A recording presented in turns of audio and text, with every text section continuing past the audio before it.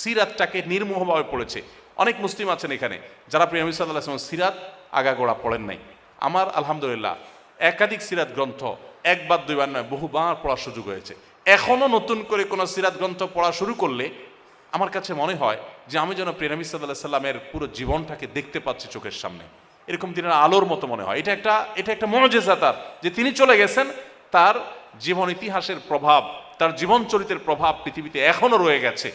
মুসলিম হিসেবে আপনি ইসলামী শিক্ষা দ্বারা নিজেকে শিক্ষিত করতে চান, ইসলামের আলো দ্বারা আলোকিত করতে চান, তো আপনার সিলেবাসের সর্বাগ্রে কোরআনে কারীম এবং নবী সাল্লাল্লাহু আলাইহি সাল্লামের সিরাত, এই দুইটা অন্তত থাকা উচিত। এর পাশাপাশি আরো অন্যান্য বই পুস্তকগুলো আমাদের পরামর্শে পড়বেন, কিন্তু এই দুইটা অবশ্যই থাকা উচিত এবং অবশ্যই উলামায়ে কেরামের তত্ত্বাবধানে থাকা উচিত, যাতে করে আপনি আবার বিভ্রান্ত না হন, ভুল না বুঝেন, আপনার মধ্যে কোনো প্রকার বিভ্রান্তির তৈরি না হয়। অতএব ইসলামী শিক্ষা দ্বারা নিজেদেরকে আমরা আলোকিত করবার জন্য ব্যক্তিগত উদ্যোগে